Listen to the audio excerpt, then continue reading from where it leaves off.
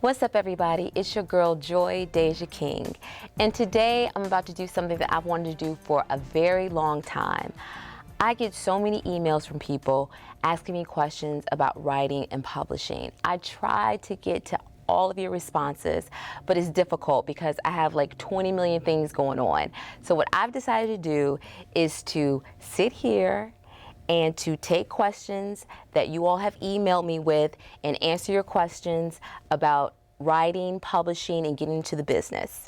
Okay, so I think this should be a very, very, very productive little, I don't want to call it a meeting, but I don't want to call it an interview. Let's just say a productive conversation. Me answering your emails. Okay, you ready? The first one.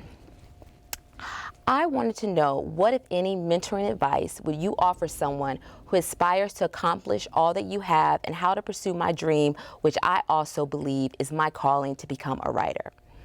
I think that it's excellent that you want to become a writer. That's what you know that you want to do. A lot of times people will tell you, oh, you know, it's so difficult, you won't be able to break in. But I truly believe that if it's something that you really want and you don't get deterred, that it can happen. But most importantly, if you can, you should try to write every single day. I know that might seem like every day, how do I do that? But it doesn't matter if it's for 20 minutes. If you write every single day, your mind starts going places that you didn't even know existed. And I learned that from someone who's a mentor to me, is Walter Mosley. He said that if you write every day, that you will, the creativity and things that you grasp from that, it's unstoppable. So try to write every single day. And then once you started writing and then you finish your book, then becomes the editing process. And when you try to look for an editor, it's so important that you find an editor that doesn't try to change your voice, because your voice is what distinguishes you as an author. So you try to find an editor who wants to enhance your voice, not take away from it. Let's go to the next question. Here we go. This person says, I recently finished writing my first book. I've let some of my friends and family read it and they all loved it. They believe it can be a bestseller. I don't know a lot of people in the business, but I was put in touch with a woman in Philadelphia who I was told had a lot of relationships with people in the business and can be helpful. I spoke to her and she said she could help me get a deal, but I need to give her $2,500. Is that normal procedure? No. Anybody who's telling you to pay them in order to shop your book is basically a crook. It's kind of like, you know, when you're trying to be a model and they tell you, oh, I can make you a star and get you a modeling contract. You just have to pay me some money. No. When somebody, if you're the talent, they make their money when you make money. So if you have a book, what you do is, you know, if you want to go that route, you get an agent. An agent then gets a percentage after they get you a deal, not before. You know, I've had people who've emailed me and they're so desperate to get their book out there that they go ahead and they'll say, and you know, they ask me, you know, can I pay you to publish my book? No, because when you write a book, it's my duty to pay for everything to get your book out there, in hopes that your book will become successful and then you make money and I make money. But you're like an investment, and that's why you have to say to yourself, do I believe this person is worth investing in? But when somebody tries to take your money beforehand, that means that they're involving themselves in basically, you know, criminal activity, because that's not, it's morally wrong, and honestly, it's illegal. The next question is, speaking of, this person asks, getting deals, they say, Miss King, you've published a lot of books under King Production. Do you plan on ever publishing any other authors? Actually, I just recently signed my first author. Shout out to Michelle Monet. Her book is called Mafia Princess. I've wanted to publish somebody for a very long time, but I'm one of those type of people that if I'm not passionate about something, I'm not going to give 100%.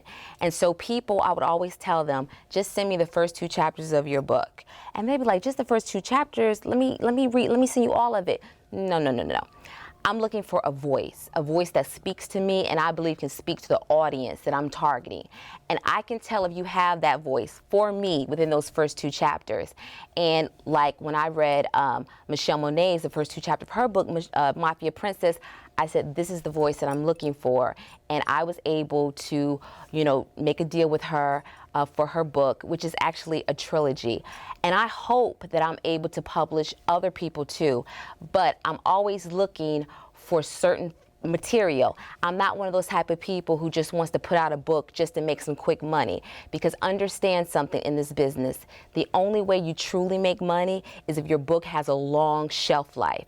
And when I say a long shelf life, for instance, my book Bitch came out in 2006. That book still sells for me. That's what you call a long shelf life. If you put out a book and you're just throwing them out there like a lot of books do, your book is only going to make a little bit of money for 3 to 6 months. You can't really have a career like that. So it's important for me to find books that I believe in and sign authors that I believe in. So I'm definitely happy that I found my first author, and I hope that I find many more. The next question is, I read the article Urban Booksource did on you. You answered a lot of questions, but could you further explain how you were able to get your rights back to the Bitch series? Thanks.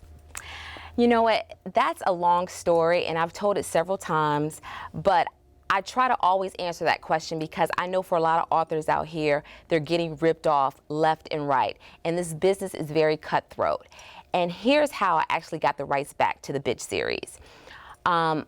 Vicki actually sued me first. She sued me because we went through negotiations for me to get out of my contract, because basically she made a deal with me for Bitch 3, 4, and 5 that she couldn't afford.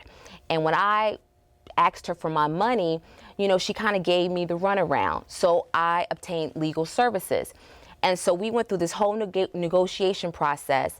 And basically she said that she agreed to pay me for Bitch 3 and that I could have the rights back to 4 and 5, but I would still get payments for Bitch, Bitch Reloaded, and Bitch, The Bitch Is Back. Well, when it was time for her to send me a check for the money that she owed me for The Bitch Is Back, she fired her attorney, and that way she tried to do that because that's the oldest game in the book. What you do is you fire your attorney at the last minute, so then you feel like the deal that you all made is now void, and that person continues to make money off of your books, whereas you get no money. And so what ended up happening was I said to myself, I was like, well, listen, as far as I'm concerned, this deal is good. She put in writing that she planned on releasing me and that I had the rights back to 4 and 5. So I released part 4.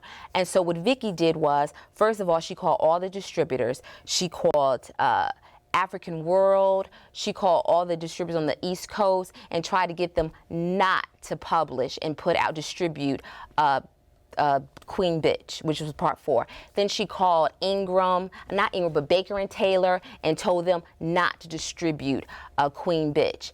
And then the day before Thanksgiving, she had me served with papers, a lawsuit, suing me for Queen Bitch.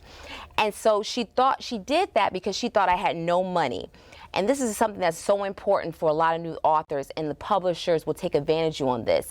They know it costs money to fight a person in court. A lawyer is not going to take your case pro bono just because they think that you have a good case. They want their retainer fee, which is thousands of dollars. And so luckily for me, I did have the money. Even though she was not paying me my royalties or anything like that, I did have the money to basically retain an attorney right there in Columbus, Ohio. And once she realized that and we started going through the process, then she tried to renegotiate with me and tried to talk to me so I would stop the lawsuit. But I continued on because I knew I was right. She wasn't paying me my royalties for Bitch, Bitch Reloaded, or The Bitch Is Back. And she was trying to stop me from making money off of Queen Bitch, and would end up being my 5th book, Last Bitch Standing. Luckily for me, an arbitrator ruled in my favor, and I retained the rights back to all my books. Currently, she has a judgment against her for about $200,000 that she owed me. Has she paid it back? No, but it was never about the money, getting the money back from me, because I knew those bitch books would make me that money 10 times over. So I let it go.